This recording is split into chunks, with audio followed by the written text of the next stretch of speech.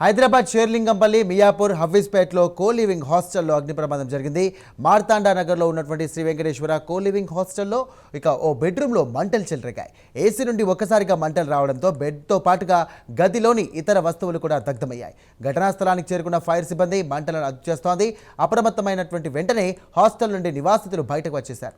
హాస్టల్లో తగిన fire safety లేకుండానే నిర్వహిస్తున్నారంటూ కూడా స్థానికులు ఆరోపిస్తున్నారు.